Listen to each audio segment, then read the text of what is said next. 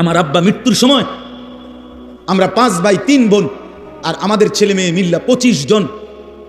আলহামদুলিল্লাহ, আল্লাহকে সাক্ষী রেখা বলি, এই 24-25 জন ছেলে মেয়ে নাতি নাতনি মিলে আমার আব্বা লম্বা করে বিছানো ঘরে ছিল। আব্বার চারদিকে আমরা জীবিত, তখনও শেষ অবস্থা আব্বার, আল্লাহর কোরআন পড়তেছিলাম, ছোট বাচ্চাগুলো পর্যন্ত। এই অবস্থায় আমার বাবার দুনিয়া থেকে বিদায় নিয়েছেন। আমি আমার মারে বলছিলাম, মা আপনি কাঁদেন না মা, একটু পরে বাফেরে কবরে যদি ফেরেশতা প্রশ্ন করে মান রব্বুক, তোমার রবকে, তো আমার বাপ বলবে ফেরেশতা রবের কোরআন পড়ার জন্য 25 জনকে জমিনের উপরে রাইখা আসছি, রব চিনব না কেন রে বেটা, রব চিনব না কেন, রব চিনব না কেন, আল্লাহকে চিনব না কেন, মালিক কেমনে না চিনে, মনিব কেমনে না চিনে বাপ। এজন্য আজকে নিয়ত করি আমরা ইনশাআল্লাহ সেজদা করবো ইনশাআল্লাহ। ছেলেরা ভাইয়া নিয়ত করছো নি ভাইয়া? তোমরা ভাইয়া নষ্ট হইও না ভাই, লাগবে তোমরা আগামী দিনের জন্য, ইসলামে আগামীর সময়টা যে কোনো তোমার সামনে কিংবা এরপরের জেনারেশনের সামনে, সারা পৃথিবী জুড়ে আগামীর যুদ্ধ হক আর বাতিলের যুদ্ধ, আগামীর যুদ্ধ ইসলাম আর কুফরের যুদ্ধ, আগামীর যুদ্ধ মাহদী আর দাজ্জালের মোকাবেলার যুদ্ধ। অতএব দয়া করে নষ্ট হইও না, নষ্ট হইও না, নষ্ট হইও না। বাবা ভাই সবাইকে বলি, মা বোন সবাইকে বলি, আল্লাহ তাআলা এই মাহফিল কবুল করেন, আজকের এই ইন্তজাম কবুল করেন। নওজোয়ান ছেলেরা তোমাকে অনেক ধমক দিছি বাপ, তারপরেও দোয়া কইরো, আমিও তোমাদের জন্য দোয়া করি। আল্লাহ তাআলা প্রতিটা ছেলেকে ইমানদার নেককার বানায় দেন। আল্লাহ আমাদের প্রতিটা মা বাপকে কবুল করে নেন। আলহামদুলিল্লাহ, আপনারা অনেক সুন্দর করে মহব্বতের সাথে দিল দিয়েই বসছেন। আপনাদের এই বসাটাই প্রমাণ করে প্রত্যেকের দিলের মধ্যেই আল্লাহর কথা শুনবার প্রতি আগ্রহ আছে। মাশাআল্লাহ, এটা অনেক বড় মোবারকবাদ। কোরআনুল কারীমের মধ্যে আছে, আল্লাহ তাআলা বলেন ফাবাশশির ইবাদ আল্লাযীনা ইসতামিউনাল কওলা ফায়াত্তাবিউনা আহসানা। আল্লাহ তাআলা বলেন, হে নবী, আপনি আমার ওই বান্দাদেরকে জান্নাতের সুসংবাদ দিয়ে দেন যারা মনোযোগ দিয়ে কথা শোনে, অতঃপর কোরআন সুন্নাহর অনুসরণ করে। আগে তো মনোযোগ দিয়ে শুনে এরপরে কি করে? অনুসরণ করে। আল্লাহ তাআলা বলেন তাদেরকে জান্নাতের সুসংবাদ দিয়ে দেন। এই জন্য এটা অনেক বড় একটা আমল, আল্লাহর কথা মনোযোগ দিয়ে দিল দিয়ে আন্তরিকতা নিয়ে শুনতে হয়। কোরআনুল কারীমের মধ্যে আছে, আল্লাহ তাআলা বলেন ওয়া ইদা কুরিআল কুরআনু ফাসতামিউ লাহু ওয়া আনসিতু লাআল্লাকুম তুরহামুন। যখন তোমাদের সামনে আল্লাহর কোরআন পড়া হয়, তো আল্লাহ তাআলা বলেন তোমরা যারা শ্রোতা, তোমাদের 2টা কাজ। 1 নাম্বার ফাসতামিউ লাহু, তোমরা মনোযোগ দিয়ে শুনো। 2 নাম্বার হলো ওয়া আনসিতু, এবং একদম চুপ থাকো। লাআল্লাকুম তুরহামুন, আল্লাহ তাআলা বলেন তাহলে নিশ্চিত তোমাদের উপরে আল্লাহ তাআলার রহমত বর্ষিত হবে। সুবহানাল্লাহ। কি করলে? মনোযোগ দিয়ে শুনলে। আর কি করলে? চুপ থাকলে। রহমত বর্ষিত হবে মানে কি? তাফসীরে রুহুল মাআনিতে আছে, রহমত বর্ষিত হবে মানে হলো আল্লাহ তাআলা তোমাকে আল্লাহর হুকুম পালনের তৌফিক দান করবেন, আল্লাহর ইবাদত করার যোগ্যতা দিবেন। এজন্য যে কেউ আল্লাহর কথা দিল দিয়ে শুনে, আল্লাহ তাকে ধীরে ধীরে আল্লাহর হুকুম পালনের তৌফিক দেয়। এটাও কিন্তু অনেক বড় ইহসান। আল্লাহ দয়া না করলে বান্দা আল্লাহর ইবাদত করতে পারে না। আল্লাহ দয়া না করলে বান্দা আল্লাহকে ডাকতেই পারে না। আল্লাহ যদি এই জিহ্বা না দিতেন, কথা বলার যোগ্যতা না দিতেন, তো আল্লাহকেই বা ডাকতাম কিভাবে? এজন্য আল্লাহ তাআলার তৌফিক চাইতে হয়। হাদিসের মধ্যে আছে, আমাদের প্রিয় নবী সাল্লাল্লাহু আলাইহি ওয়াসাল্লাম 5 ওয়াক্ত নামাজের পরে, ফরজের নামাজের পরেই তিনি সালাম ফিরাইবার পরপরই কয়েকটা বিশেষ দোয়া পড়তেন। এর মধ্যে একটা দোয়া হলো যে একটা কথা নবীজি 3 বার বলতেন। একটা দোয়া, এক দোয়াই 3 বার বলতেন প্রত্যেক নামাজের পর, ফরজের সালাম ফিরাইবার একটু পরেই। সেটা কি? আল্লাহুম্মা আইন্নি আলা যিকরিকা ওয়া শুকরিকা ওয়া হুসনি ইবাদাতিক। আল্লাহ, আপনার জিকির, আপনার কৃতজ্ঞতা এবং আপনার ইবাদত সুন্দরভাবে আদায় করার জন্য আপনি সাহায্য করেন। এই যে গুরুত্বপূর্ণ বিষয়, যে আপনি দয়া করেন যেন আপনার জিকির ভালোভাবে করতে পারেন, আপনি দয়া করেন যেন আপনার শুকর আদায় করতে পারেন, আপনি সাহায্য করেন যেন আপনার ইবাদত সুন্দরভাবে করতে পারে, সুন্দরভাবে করতে পারে। শরীরটাই সুস্থ নাই, নামাজ পড়ব সুন্দরভাবে কেমন? শরীরটাই পাওটাই ভাঙ্গা, তো সেজদা দিব কিভাবে? তার মানে আল্লাহ তাআলার দয়া, আল্লাহ তাআলার ইহসান, আল্লাহ তাআলার মেহেরবানি ইবাদত আদায়ের জন্য জরুরি। এই দোয়াটা নবীজি 3 বার পড়তেন প্রত্যেক 5 ওয়াক্ত নামাজের পরে, ফরজের পরে। হাদিসের মধ্যে আছে, একজন বিখ্যাত সাহাবী ছিলেন হযরত মুআজ ইবনে জাবাল রাদিয়াল্লাহু তাআলা আনহু। এই সাহাবিকে নবীজি একদিন হজরতে মুআজ ওনার হাত ধইরা নবীজি ওনাকে বললেন, ইয়া মুআজ ইন্নী উহিব্বুক, আমি তোমারে খুব ভালোবাসি। সাহাবিকে বলতেছি আমি তোমারে খুব পছন্দ করি, তো এই পছন্দের দাবিতে বলতেছি, তোমারে আমি মহব্বত করে বলতেছি, লা তানসা হাযা দুআ, এই যে দোয়াটা, আল্লাহুম্মা আইন্নি আলা যিকরিকা ওয়া শুকরিকা ওয়া হুসনি ইবাদাতিক, আল্লাহ আপনার জিকির, আপনার শুকর, আপনার ইবাদত ভালোভাবে করার জন্য সাহায্য করেন। নবী নিজে ওই সাহাবীকে বলতেছেন, শোনো তোমারে আমি খুব ভালোবাসি, তুমি এই দোয়াটা পড়তে কখনোই ভুলো না। ওই সাহাবীকে বলছে তুমি সব সময় এই দোয়াটা পড়ো। এই তাইলে দেখেন নবী সাল্লাল্লাহু আলাইহি ওয়াসাল্লাম নিজে আল্লাহ তাআলার কাছে ইবাদতের জন্য সাহায্য চাইতেন। তো এই জন্যই বললাম আল্লাহর কথা মনোযোগ দিয়ে শুনতে হয়। মসজিদে জুমার বয়ান, 5 ওয়াক্ত নামাজের পরেও যদি ইমাম সাহেব একটু কোনো কথা বলে, জুমার নামাজে যদি বয়ান করে, এরকম মাহফিলের বয়ান, ওলামায়ে কেরামের নসিহত, বিভিন্ন মাদ্রাসার বয়ান, ইসলাহি মজলিসের বয়ান, দাওয়াত ও তাবলীগের সাথীদের বয়ান, কোন আল্লাহওয়ালার বয়ান, যখনই করে আল্লাহর কথা বলে দিল দিয়ে শুনতে হয়, মনোযোগ দিয়ে শুনতে হয়। জনপ্রিয়তা, কারো ব্যক্তিগত একটু খ্যাতি, এগুলো ফালতু বিষয়। জনপ্রিয়তা কোনো মূল বিষয় না। মূল বিষয় হলো আল্লাহর কথার প্রতি মনোযোগী হওয়া। মনে করেন আমারে 1 কোটি মানুষ চিনে, তো আপনার লাভ কি? আমারে চিনলে আপনার লাভ কি? আমি একবার মনে করেন সারা বাংলাদেশের জনপ্রিয়, তোর কি আপনার ফায়দা কি? কথা বোঝেন নাই আমার ছেলেরা? তোমরাও বুঝতে শেখো ভাই, তোমার ফায়দা কি সেটা বলো। আর আমারে সারা পৃথিবী চিনলে তোমার লাভ কি? তুমি তোমার ইবাদতের কথা বলো, তোমার নিজের জিন্দেগির কথা বলো। আমারে কে চিনে না চিনে তো তুমি কি করবা? চিনলেই কি না চিনলেই কি? সবাই চিনলে আল্লাহ যদি গ্রহণ না করে তো কুকুরের সমান মর্যাদাও না, কুত্তার মর্যাদাও না, আল্লাহ গ্রহণ না করবে তো চিনলেই কি আর না চিনলেই কি? কোরআনুল কারীমের মধ্যে 25 জন নবীর নাম আছে, তো নবী রাসূল মোট 25 জন। কথা বলেন না তো বাকিদের নাম কই? হাদিসের কিতাবের মধ্যে সর্বোচ্চ তারিখে, ইতিহাসের কিতাবে আরবি, একসাথে 313 জন বদরি সাহাবীর নাম আছে। আরো যদি সব মিলায় 2-4-5 হাজারের নাম সর্বোচ্চ হইতে পারে, তো সাহাবী কি 5,000? তো বাকিদের নাম? বিদায় হজ্জের মাঠে আরাফাতের ময়দানে আল্লাহ নবী সাল্লাল্লাহু আলাইহি সাল্লাম 1.25 লক্ষ সাহাবীর সামনে ভাষণ দিয়েছে, তো ওনাদের নাম কই? ওনাদের নাম তো কেউ জানে না। এই পৃথিবীতে যে কয়জন আউলিয়ায়ে কেরামের নাম কিতাবের মধ্যে আছে, এই ওনারাই তো আউলিয়ায়ে কেরাম নাকি? এই কয়জনই তো। সারা পৃথিবীতে এই 1,500 বছরের ভিতরে বুজুর্গ শুধু আব্দুল কাদের জিলানী, জুনায়েদ বাগদাদি, বাইজিদ বোস্তামি, এই 3-4 জনই নাকি? তো বাকিদের নাম? আমার রাসূলের হাদিসের মাধ্যমে, উলামায়ে কেরামের এই নসিহতের মাধ্যমে যদি আখিরাত, কবর, হাসর, মিজান, ফুলসিরাতের ব্যাপারে তোমার ইয়াকিন হয়ে যাইতো, বিশ্বাস হইতো, তাহলে ভালো হইতো। লাউ তা'লামুনা ইলমাল ইয়াকিন, আহবান্দা যদি আজকে তুমি নিশ্চিত বিশ্বাস করতা কত না ভালো হতো। কি ভালো হইতো?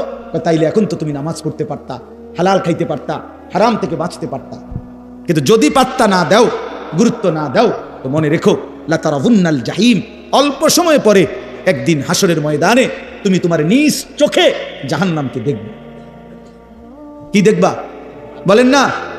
সুম্মা লা তারাউন্নাহা আইনাল ইয়াকিন, সেদিন 2 চোখে দেখে নিশ্চিত হবা যে জাহান্নাম কতটা ভয়ানক। আর মনে পড়বে দুনিয়ার জিন্দেগির কথা। ওয়াজিআ ইয়াউমা ইদিন বিজাহান্নাম, আল্লাহ বলে হাসরের ময়দানে জাহান্নামকে ফেরেশতারা টেনে আনবে, আর মানুষগুলো তাকাইয়া জাহান্নামের আযাবের এক নজর দেখেই ইয়াউমা ইদিন ইয়াতাযাক্কারুল ইনসান, দুনিয়ার পুরা জীবনের কথাটা তার মনে পড়বে। ওয়া আন্না লাহু যিকরা, কিন্তু মনে পড়ে সেদিন আল্লাহ বলে, এই বান্দা মনে পড়ে কি লাভ হবে? বুঝবা তো নিশ্চিত, আজ বুঝলে ভালো হইতো, কিন্তু সেদিন হাসরের ময়দানে জাহান্নামকে দেখে তুমি আইনুল ইয়াকিন, সুম্মা লা তারাউন্নাহা আইনাল ইয়াকিন, তোমার চোখে দেখা জ্ঞান হইতো। আপনাদেরকে বুঝাই, এই যে এটা যে গ্লাস আপনারা সবাই দেখতেছেন, কথা বলেন না কেন? এই যে গ্লাসটা আপনারা দেখতেছেন, কি দেখতেছেন? সবাই নিশ্চিত তো? কেমন এত নিশ্চিত হলেন? এই যে চোখে দেখতেছি, আমি কইলেব নাকি হুজুর গ্লাস আন্তাজি, ওরা কি বেকুব নি? কথা বুঝেন নাই? তাহলে এটা কি নিশ্চিত তো? এই যে আইনুল ইয়াকিন, এই যে চোখে দেখা নিশ্চিত, তাহলে আমি এটারে 1 কোটি বার গ্লাস কইলেও তো হইতো না। এটা কি টিস্যু বক্স? তো আল্লাহ তাআলা বলে, বান্দা জাহান্নাম তো চোখে দেখবা, সেদিন তোমার নিশ্চিত জ্ঞান হবে যে এটাই জাহান্নাম। এটাই আমার আযাবের ঘর, এটাই আমার সামনের গন্তব্য। কিন্তু সেদিন তো লাভ হবে, সেদিন তো লাভ হবে না। কিশোর ছেলে আমার, যুবক বন্ধু আমার, প্রিয় ভাই আমার, নষ্ট হইও না, চরিত্রহীন হইও না, দুশ্চরিত্র হইও না বন্ধু, অসৎ বন্ধুর পাল্লায় যাইও না, নারীর আসক্ত হইও না, মোবাইলের আড্ডা, জুয়ার আড্ডায় যাইও না বন্ধু। জীবনটা খুব কষ্ট হবে, এখনো আগামীতে। সর্বশেষ কথা হলো সুম্মা লা তুসআলুন্না ইয়াউমাইদিন আনিন নাঈম। আল্লাহ তাআলা বলেন, অতঃপর হাসরের ময়দানে নিয়ে বান্দা মনে রেখো, আমার দেওয়া দুনিয়াতে আমি আল্লাহ বিন্দু বিসর্গ যত নিয়ামত দিয়েছি, আমার দেওয়া এই আসমান জমিন চন্দ্র সূর্য গ্রহ নক্ষত্র, আলো বাতাস রোদ বৃষ্টি, হাসি কান্না, ফল ফুল ফসল, ক্ষেত পানি, সাগর নদী, স্ত্রী সন্তান, চোখ নাক কান হাত পাও নিঃশ্বাস, আমি আল্লাহ তাআলা যা দিয়েছি এক বিন্দু প্রতিটি বিন্দু বিসর্গ আমার নিয়ামত। আমি আল্লাহ জিজ্ঞেস করব, শুকর আদায় করছো কদ্দুর, নাফরমানি করেছো কদ্দুর। সুম্মা লা তুসআলুন্না ইয়াউমাইদিন আনিন নাঈম। প্রতিটি নিয়ামতের ব্যাপারে বান্দা জিজ্ঞেস করব, একটাও ছাড়ব না। প্রতিটা হাসি প্রতিটা কান্না হিসাব দিতে হবে, প্রতিটা চোখের পলক হিসাব দিতে হবে, নিঃশ্বাসের প্রতিটা হিসাব দিতে হবে, প্রতি ঢোক পানি যে পান করছো হিসাব দিতে হবে, প্রতি লোকমা খাবার খেয়েছো হিসাব দিতে হবে বন্ধু। চোখের প্রতিটা পলকের হিসাব দিতে হবে, কানের প্রতিটা শ্রবণের হিসাব দিতে হবে, কদমের প্রতিটা হাঁটার হিসাব দিতে হবে, হাতের প্রতিটা উঠানামার হিসাব দিতে হবে। প্রিয় বন্ধু আমার, ইন্নাস সামা ওয়াল বাসারা ওয়াল ফুআদা কুল্লু উলাইকা কানা আনহু মাসউলা। আল্লাহ বলে, মনে রেখো বান্দা, তোমার কান, তোমার চোখ, তোমার দিল, তিনোটাকেই আমি আল্লাহ প্রশ্ন করব। তোমার দিলও বলে দিবে তুমি কি কি কল্পনা করছো। শাহিদা আলাইহিম সামউহুম ওয়া আবসারুহুম ওয়া জুলুদুহুম। তোমার কান, তোমার চোখ, তোমার সারা দেহের চামড়া আমি আল্লাহর কাছে তোমার জিন্দেগির সাক্ষ্য দিবে। ইয়াউমা ইদিন তুহাদ্দিসু আখবারাহা। তোমার পায়ের নিচের জমিন তোমার ব্যাপারে সাক্ষ্য দিবে। আল্লাহ বারবার বলছে, শেষ কথা। প্রিয় ভাই আমার, বাবারা আমার, প্রত্যেকেই ফিকির করেন, মানুষের ফিকির করেন, খাট ফালমের না। ইডি হুদ্দা একবারে শুধু এই সোফা যে বেটা বানাইছেন আমনে মইরা চাচা 20 বছরের মাথায় আমনে শুধু একটা বার ফেরেশতারে বলিয়া বলে, ভাই একটা ঘন্টা আমি জামু আর আমি তো আমার ঘর চিনি, দেরি হইতো না, অন্যদিকে যাইতাম না। শুধু আমার ঘরে আমি বহুত কষ্টে খাট পালং সোফা ফার্নিচারটি বানাই দিয়ে আইছিলাম, এটি কোনোটা নষ্ট হয়েছে নি, কিন্তু চাই আসি। এই কথাটা বলিয়া যদি আপনি কবর থেকে 20টা বছরের মাথায় আরেকবার আইসা দেখেন, আমনের ঘরে ঢুকলে আপনি কিচ্ছু খুঁজা পাবেন না। যদি ফুতেরে আর নাতিরে বলেন, কিরে নাতি ফুত, আমি যে সোফাটি বানাইছিলাম হেডি কই, ওই বলবো আব্বা এটি চলে না। কি কর না করি, আর গত 5-7 বছর আগে তো হালাই দিছি, এটি চলে না। ধোকা ধোকা, দুনিয়া ধোকা ধোকা ধোকা ধোকা, ধোকার দুনিয়া। এজন্য মাঝ বয়সী বাবা আপনাদেরকে বলি, খাট পালং আর সোফা, ক্ষেত ফসল আর জমি, ইট বালু আর সিমেন্ট, এর হিসাব না দিয়া স্ত্রী সন্তানের হিসাব দেন। ছেলেটা নামাজি কিনা, মেয়েটা পর্দানসীন কিনা, স্ত্রী পর্দানসীন কিনা, ছেলের বউ পর্দা করে কিনা, মেয়ের জামাই আপনার হালাল খায় কিনা, ছেলের রোজগার হালাল কিনা, ঘরে টেলিভিশন বন্ধ কিনা, সকলে আল্লাহর কোরআন পড়ে কিনা, সবাই ফজরের নামাজ পড়ে কিনা। বেড়া হইলে এই মাইক দিয়া এনে খারাইয়া কোন হ্যাঁ আপনি বলেন ভিডিও হইবে, এখন রেকর্ডিং হইবে, কোন আসেন। বাকিদের নাম কই, নাম নাই, এরকমই বেশি। কথা বুঝেন নাই? পৃথিবী জানে না, পৃথিবী চিনে না, এমন মানুষই বেশি, এমন মানুষই বেশি। এই বাংলাদেশে এমন অসংখ্য হাজার হাজার আলেমে দ্বীন আছে, যারা বাহরুল উলুম, যারা এলেমের সাগর মহাসাগর, কিন্তু বক্তা না। তারা কি না?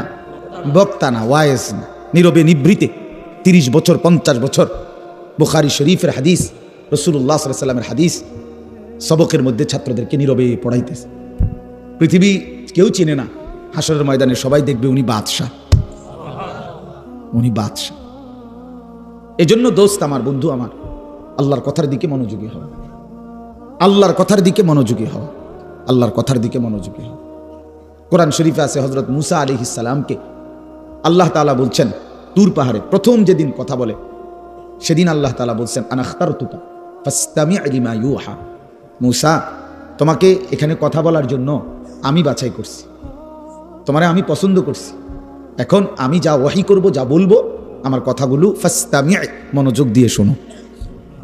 এজন্য প্রিয় বন্ধু আমার, বাপ আমার, ভাই আমার, নওজোয়ান সাথী, এটা মনে রেখো যে আল্লাহ তাআলা আমাদেরকে বাছাই করে এখানে বসাইছে। আল্লাহ যেন বলতেছেন, বান্দা আমি একজন মৌলবী পাঠাইছি, ওর থেকে আমার কয়টা কথা শোনো, কথা আমার বন্ধুর, ওই এরে আমি পাঠাইছি, ওর থেকে কিছুটা শোনো। তো এই জন্য আল্লাহর কথার দিকে কি হওয়া, মনোযোগী হওয়া, রাসূলুল্লাহ সাল্লাল্লাহু আলাইহি সাল্লামের কথার দিকে মনোযোগী হওয়া। এতে করে একটু আন্তরিকতা দেখলে, মনোযোগ দেখলে, আগ্রহ দেখলে আল্লাহ তাআলা তার চাইতে এগিয়ে হেদায়েত দিয়ে দেয়। ওয়া ইয়াহদি ইলাইহি মান ইউনিব, আল্লাহ তাআলা বলেন যে আমার দিকে ঝুঁকে আসে, আমি আল্লাহ তাআলা তাকে তার চাইতে এগিয়ে হেদায়েত দিয়ে থাকি। বান্দা একটু আসুক, শুধু সে আমার দিকে একটু আগাক, আমি তার চাইতে এগিয়ে তারে আমি আপন করে নেব, তারে আমি কোলে তুলে নেব, লাল্লাহু আশাদ্দু ফারাহান বিতাওবাতি আবদি, নবী সাল্লাল্লাহু আলাইহি সাল্লাম বলেন আল্লাহ তাআলা সবচেয়ে বেশি খুশি হয়, সবচেয়ে বেশি আল্লাহ খুশি হয় বান্দা যখন গুনাহ ছেড়ে দিয়ে আল্লাহর দিকে ফিরে আসে। কদম বাড়াইলেই, গুনাহ ছেড়ে দিলেই, চোখের এক ফোঁটা পানি পড়লেই আল্লাহ ফেরেশতাদেরকে ডাক দিয়া বলে, এই 7 আসমান সাজিয়ে দে, আমার জান্নাত সাজায়া দে। ফেরেশতারা সাজায়া দিয়া বলে, আল্লাহ আসমান কেন সাজাইলেন, জান্নাত কেন সাজাইলেন? রব্বুল আলামিন বলে, আসলাহাল আবদু মাওলাহু, শোনো, এক গোলাম আজকে তার মনিবের সাথে সম্পর্ক ঠিক করে ফেলছে। আমার এক গোলাম আমার থেকে চলে গেছিল রে বহুদিন, ওই আমারে অনেক দিন সেজদা দেয় নাই, অনেক দিন সে আমারে ডাকে নাই, বহুদিন হয় সে হালাল খায় নাই, অনেক দিন আমার নাফরমানি করছিল, আজ সে আমার কাছে ফিরে আসছে, আমার বান্দা তওবা করছে, আমার বান্দা নিজের ভুল বুঝতে পারছে, পেছনের গুনাহ ছেড়ে দিয়েছে, আগামীতে করবে না ওয়াদা দিছে। এই জন্য আমি এই খুশিতে আসমান সাজিয়ে দিলাম, জান্নাত সাজিয়ে দিলাম। এই জন্য বান্দা যখন আল্লাহর দিকে ফিরে আসে, ঝুঁকে আসে, আল্লাহ তাআলা ভীষণ খুশি হয়, ভীষণ খুশি হয়। ইন আতাইতানি লাইলান আতাইতুকা লাইলান ওয়া ইন আতাইতানি নাহারান আতাইতুকা নাহারান, হাদিসে কুদসি এটা। আল্লাহ বলে, বান্দা তুমি যদি গুনাহ নিয়ে মাগফিরাতের জন্য রাত গভীরে আসো, আমি মাগফিরাত নিয়ে, রহমত নিয়ে রাত গভীরেই তোমার কাছে আসো। ওয়া ইন আতাইতানি নাহারান আতাইতুকা নাহারান, তুমি যদি দিনের আলোতে আসো মাফ চাইতে, আমি মাগফিরাত নিয়ে দিনের আলোতেই আসবো। তুমি আসবে যখন, আমি আসবো ঠিক তখন, ঠিক তখন আমি আসবোই তোমার কাছে, আমি আছি বান্দা। ওয়া নাহনু আকরাবু ইলাইহি মিন হাবিলিল ওয়ারিদ, আমি তোমার গর্দানের রগ, যেটা ছিঁড়ে গেলে তোমার মৃত্যু, সেই শাহরগ গর্দানের রগ, এর চাইতেও আমি তোমার কাছে। তুমি একটা ডাক দাও, আমার আরশে আজিম নড়ে উঠবে।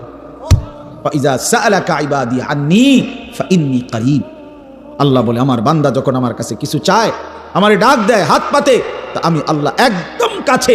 উজিবু দাওয়াতাদ দাঈ ইজা দাআনি, বান্দা যখনই ডাক দেয় আমি তখনই তার ডাকে সাড়া দেই, সাড়া দেই। জিন্দেগির সব প্রয়োজন আল্লাহর কাছ থেকেই চাওয়া উচিত। দুর্ভাগ্য এক জাতি আমরা এমন মুসলমান হয়ে গেলাম যারা নিজেদের কোনো প্রয়োজনে আল্লাহর কাছে চাওয়ার অভ্যাস আমাদের নাই। আল্লাহর কাছে চাওয়ার অভ্যাস খুব কম, খুব দোয়া করার মানসিকতাই আপনাদের মধ্যে কম। ওই শুধু ড্রাইভার টোকায়, ড্রাইভার মানে হুজুর, হুজুর কেবল হুজুর টোয়া, হুজুর দিয়া দোয়া করানো, হুজুর দিয়া। আরে ভাই, হুজুর দিয়ে দোয়া করানো নিষেধ না, হুজুর দোয়া করবে ঠিক আছে, কিন্তু নিজের আহাজারি, নিজের চোখের পানি, নিজের কান্না, নিজের আরজি নিজেই আল্লাহর কাছে পেশ করা উচিত।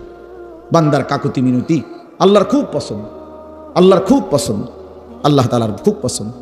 হাদিসে আছে বুখারীতে, ফাওয়াল্লাহি লা ইয়ামাল্লাল্লাহু হাত্তা তামাল্লু, নবীজি বলছেন আল্লাহর কসম উম্মত, তোমরা চাইতে চাইতে আল্লাহর কাছে ক্লান্ত হয়ে যাবে, কিন্তু রব্বে করিম দিতে দিতে একবারও ক্লান্ত হবেন না।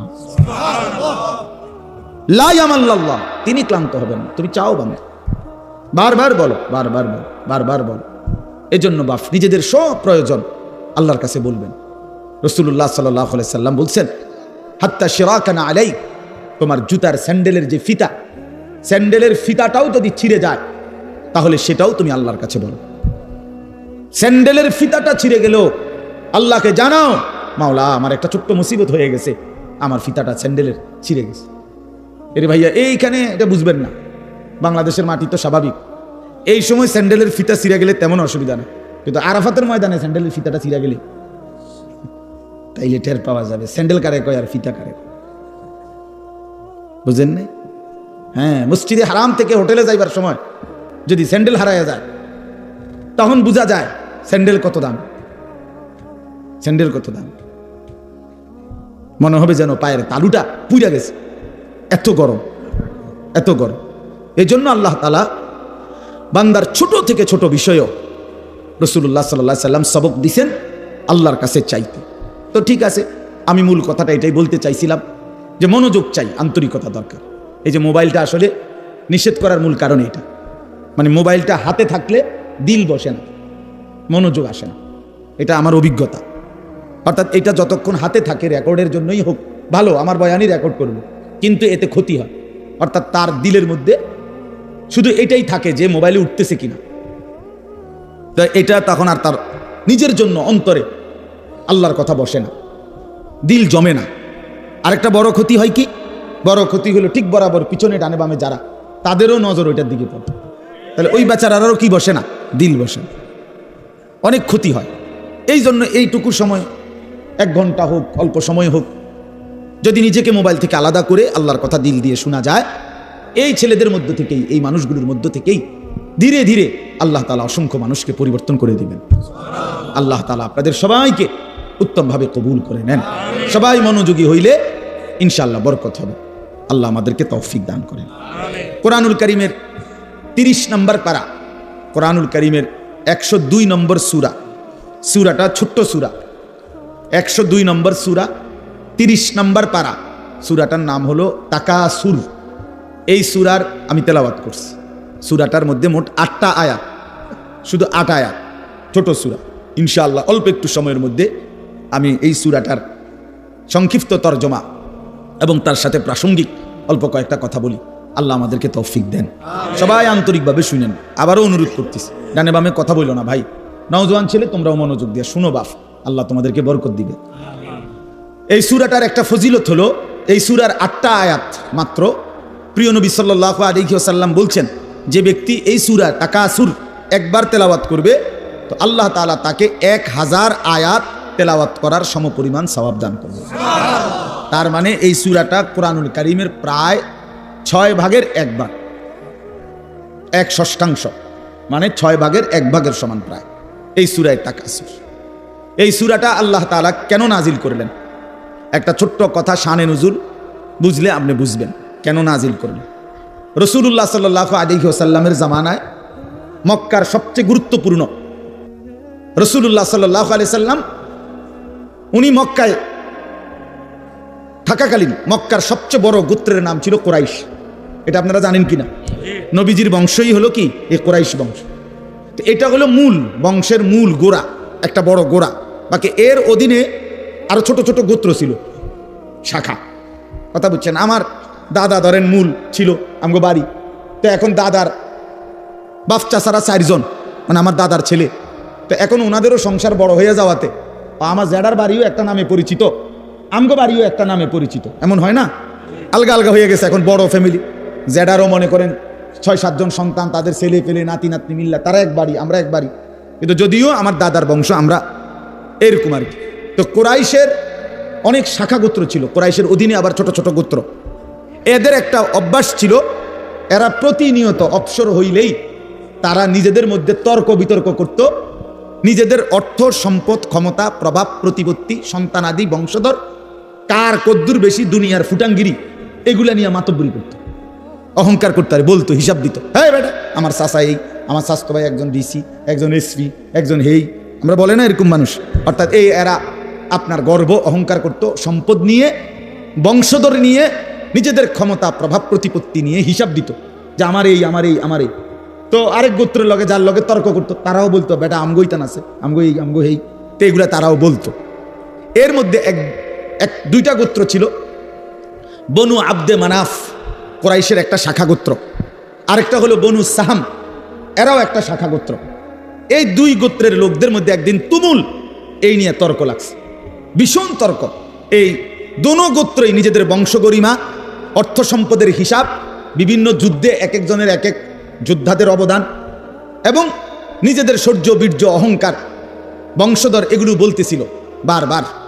শুনাইতেছে আর কি।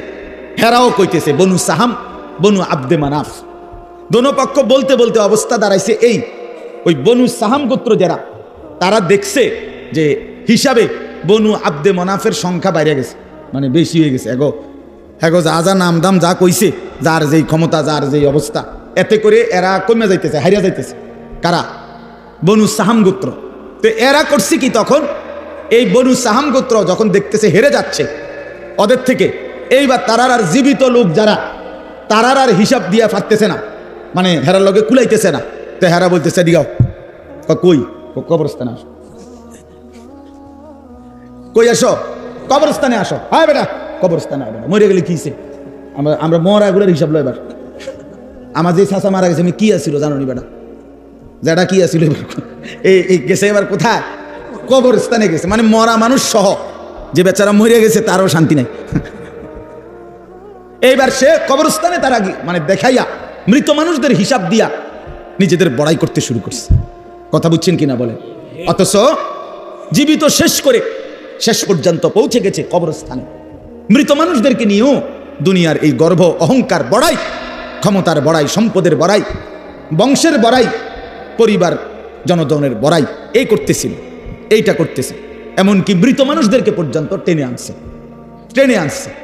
এই অবস্থায় তাদের এই দিবানিশির এই তর্ক, এর মধ্যে যখন এই গোত্রটা বেশি বাড়াবাড়ি করলো, মানে কি করলো যে জীবিতদেরকে দিয়ে না ফাইরা শেষ পর্যন্ত কই গেল, কবরস্থানে গেল, তখন তারা এই প্রেক্ষাপটে আল্লাহ পাক রব্বুল আলামিন তাদের এই আলোচনা যে হায় মানুষ, তোমরা দুনিয়ার জন্য দুনিয়াতে ডুবে গিয়ে দুনিয়ার অর্থ বিত্ত সন্তান পরিবারের অহংকার করতে করতে শেষ পর্যন্ত কবরে পৌঁছাও হিসাব দিতে শুরু করলা দুনিয়া, অথচ আখেরাতকে ভুলে গেলা, নিজেদের কবর ভুলে গেলা, তাদের কবরে কি হচ্ছে তাও ভুলে গেলা, আখেরাত আর পরকালকে ভুলে গেলা। বান্দা এটা কি করছো তুমি, কি করছো? এভাবে বুঝি সবাই তোমরা দুনিয়ার মধ্যেই ডুবে গেলা, আখেরাতকে ভুলে গেলা। কামটা কি করতেছো তোমরা? এটা কি কোনো কাজ হইল? এটা কি কোনো কথা হইল বান্দা? এই আল্লাহ তাআলা তখন এই অবস্থার প্রেক্ষাপটে কোরআনুল কারীমের এই সূরাটি আল্লাহ তাআলা নাজিল করেছেন। সূরাটির নাম কি? তাকাসুর। বলেন তো সবাই, 102 নম্বর সূরা। কত নম্বর? 30 নম্বর পারা, 102 নম্বর সূরা। শুনলে ভালো বাপ, আপনি যদি আগের থেকে সিদ্ধান্ত নেন আপনি বুঝতেন না, তো আমি জীবনেও বুঝতেন না। আর যদি আপনার দিলে থাকে আল্লাহর কথা আমার জন্য বুঝার জন্য, আল্লাহর কসম, আপনি যদি একেবারে গণ্ডমূর্খ হন, টিপসই দেন, নামও লিখতে পারেন না, আল্লাহর কসম কোরআন আপনার জন্যও সহজ। প্রিয় ভাই, তোমরা যারা স্কুলে পড়ো, কলেজে পড়ো, বন্ধু আমার, তোমাদের যতগুলো বই পড়ছো তার চাইতেও কোরআন সহজ। কোরআন সহজ। কোরআনুল কারীম তোমার বাংলা, অঙ্ক, ইংরেজি, পদার্থ, জীববিজ্ঞান বইয়ের চাইতেও সহজ বুঝার জন্য আল্লাহ তাআলা সহজ করে দিয়েছেন। ওয়ালাকাদ ইয়াসসারনাল কুরআনা লিযিকর ফাহাল মিন মুদ্দাকির। আল্লাহ তাআলা বলে, বান্দা শুনো, আমি অবশ্যই কোরআনকে বুঝার জন্য, শেখার জন্য, পড়ার জন্য, তেলাওয়াতের জন্য, তাফসীরের জন্য, ব্যাখ্যার জন্য, এমনকি আমল করার জন্য আমি আল্লাহ কোরআনুল কারীমকে সহজ করে দিয়েছি। ফাহাল মিন মুদ্দাকির, কে আছো উপদেশ গ্রহণকারী, আমার কোরআন থেকে কিছু নিবা। আল্লাহ ডাক, ওহ মালিক যেন ফেরিওয়ালা, কুদরতি ভাবে আল্লাহ যেন ডাক দিচ্ছে, বান্দা এই আমি এক কোরআন নাজিল করেছি, 23 বছরে আমার বন্ধুর কাছে তোমাদের জন্য সব কিছু বলে দিয়েছি, একদম সহজও করে দিয়েছি। কে আছো তোমরা এখান থেকে উপদেশ নিবা?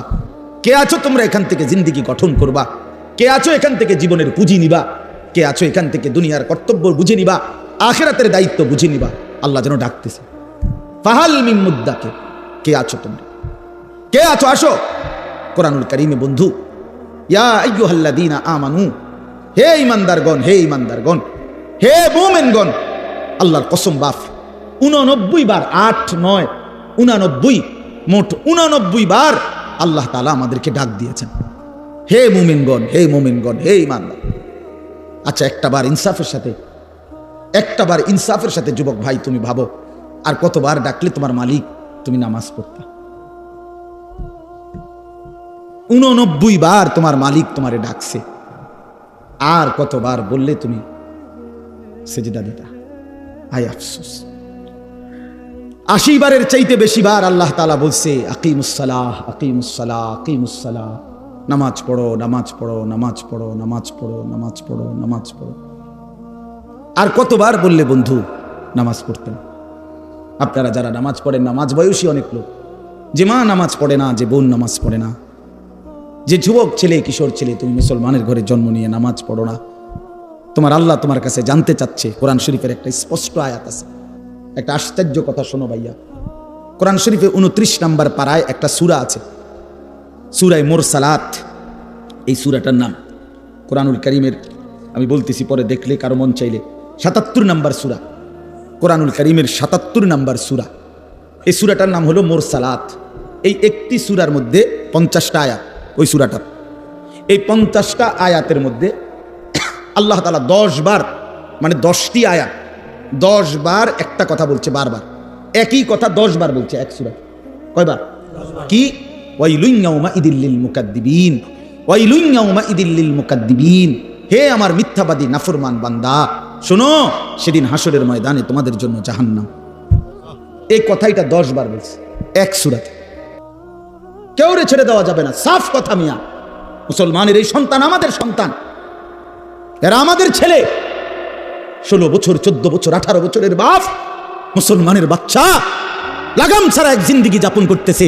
মা, বাবা, অভিভাবক, এলাকার মানুষ, কারো কোনো তত্ত্বাবধান বলতে কিচ্ছু নাই।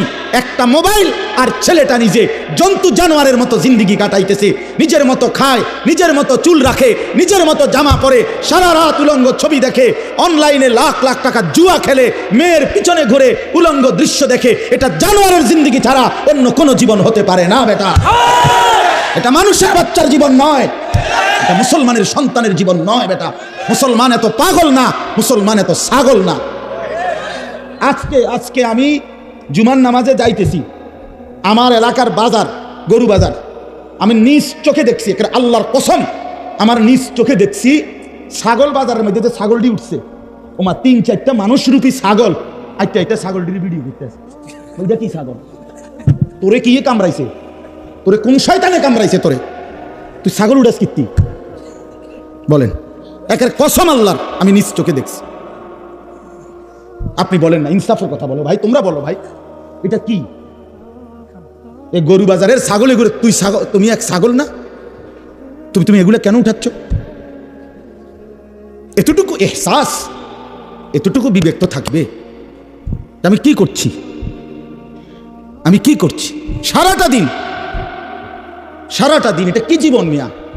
সারাটা দিন মোবাইল, সারাটা দিন নারী, ছবি, নাচ, গান, উলঙ্গ দৃশ্য, সারাটা রাত জিনা ব্যভিচারের দৃশ্য। হায় রে মুসলমানের বাচ্চা, হায় রে বাপ, কে তোরে আল্লাহ চিনাইবে? বাপ, কে তোরে মালিক চিনাইবে?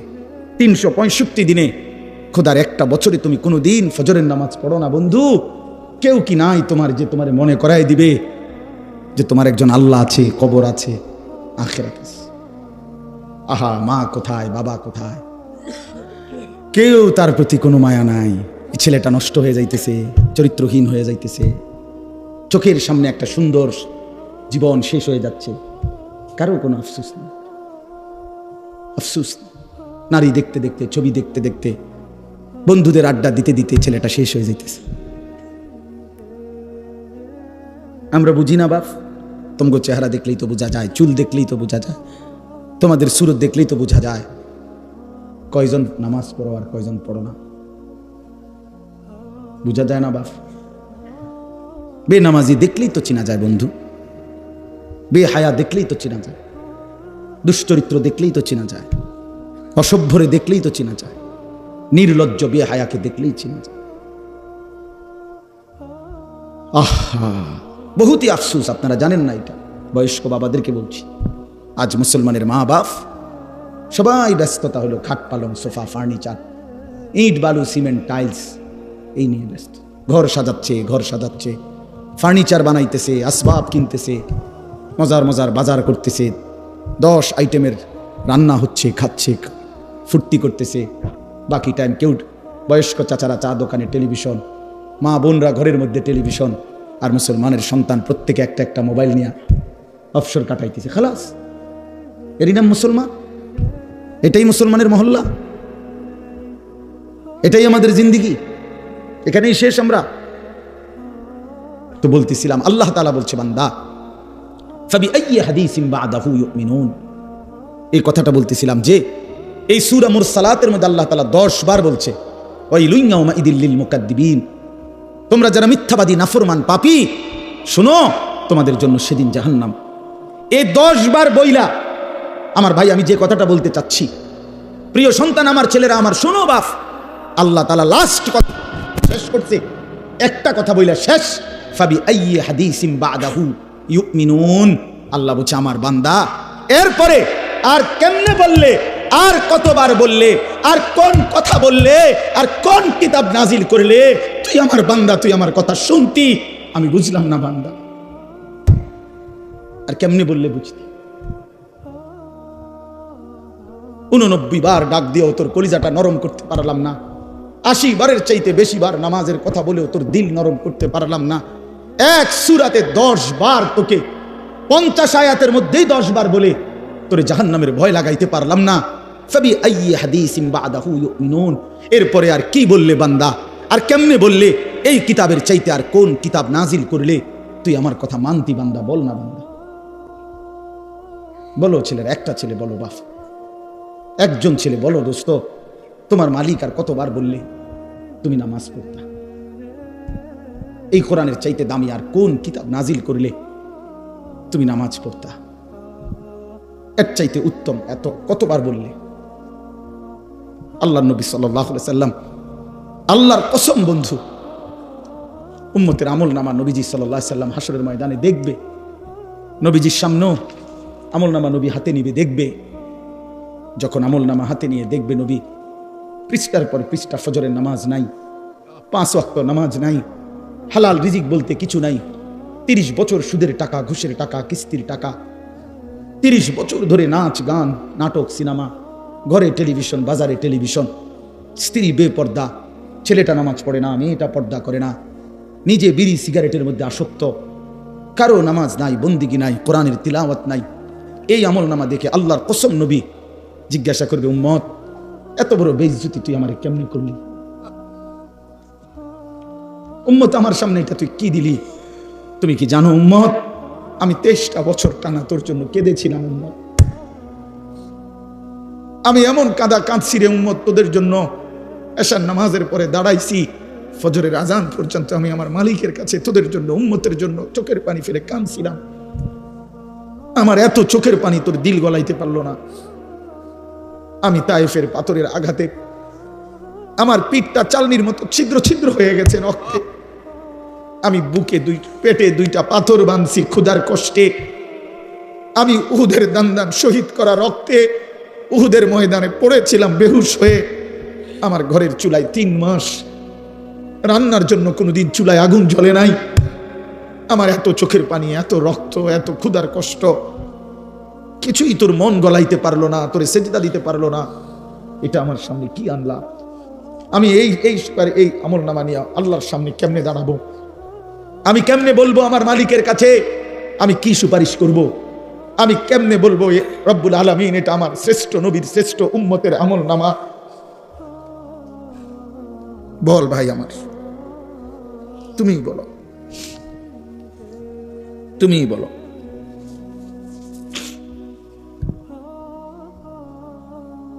এত বিপুল পরিমাণ মুসলমান আমরা, 92% চাইতে বেশি মুসলমান আমরা, অথচ তারপরেও ইসকনের উগ্র হিন্দু সন্ত্রাসীরা আমার মুসলমান ভাইয়ের জবাই করে ফেলছে, রক্ত লাল করে ফেলছে জমিন। এতটা সাহস এই জমিনে কেমনে হলো? আমাদের ঈমান কোথায়? আমাদের হিম্মত কোথায়? আমাদের আওয়াজ কোথায়? এজন্য দোস্ত আমার, ছেলেরা, এই বন্ধুর কথা মনে রাখো। আর যদি কোনোদিন বলতে নাও পারি তো আজ বললাম, যদি সুযোগ না পাই তো একবারই বললাম। ফিলিস্তিনের মুসলমান আজীবন রক্ত দিবে, তুমি আজীবন মোবাইল টিপবা, এটা কোনো জীবনের শেষ কথা না। রোহিঙ্গা মুসলমান আজীবন কষ্ট পাবে, আর তুমি জীবন ভর শুধু মোবাইল টিপবার এই রঙের ঘুড়ি উড়াইবা না। প্রিয় ভাইয়া, এমনটা নাও হতে পারে, এমনটা নাও হইতে পারে। ফিলিস্তিন যদি জমিনের উপরে, তো বাংলাদেশও জমিনের উপরে, নাকি বাংলাদেশ আসমানে? তাইলে পৃথিবীর এক প্রান্তে মুসলমান নির্যাতিত হলে পৃথিবীর এক প্রান্তে মুসলমানের রক্ত লাল হলে আরেক প্রান্ত আমরা নিরাপদ থাকি কেমনে?